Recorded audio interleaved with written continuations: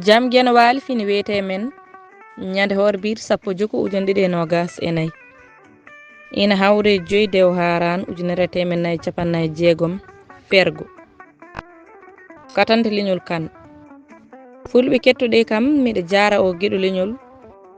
mo aduna seedi darde mum e ngol leñol golle maɗa e balle maɗa hay goto humpani e ngol leñol ha bada majjata mayata ko gollanɗa ngol leñol gando gandinowo kala ko andi naftoro ɓiɓɓe leñol jambaro cusɗo gonga kaldowo e ɓiɓɓe leñol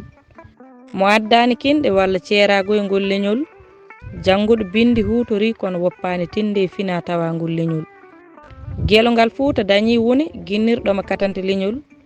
gorko mo jingui jeeri tumbere woni waalo ko goto yiɗɓe ngol leñol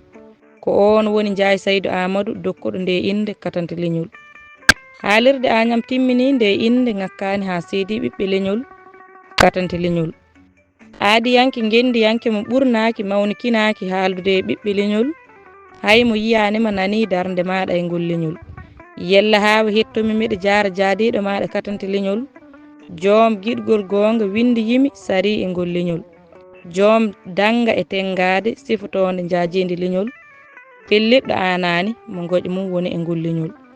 ya wurko juuti ha daña saago ma e ngol leñol kala jaahowo Agname yo ƴaagam miɗa yiya katante leñol mi tello yero yaaɓe addango min jaam e ngol leñol yo guena hebbin hono maɗa en e ngol leñol beele cabbi kocce ndiwen kala añɓe ngol leñol amine ya guena dokkuɗo en katante leñol nde yimre teddinirama kala jeɗɗo o gueɗo leñol Ibrahima Oumar Kane lollirɗo katante leñol kuɗol lamtoro Sall Abdoul Tokosel mo Dulmaji Demɓe e dande Maymouna Oumar Diallo mo Heelangue duɗal Pulaar Murtuɗo Diop yo jaam ñallu ñallen e nder hen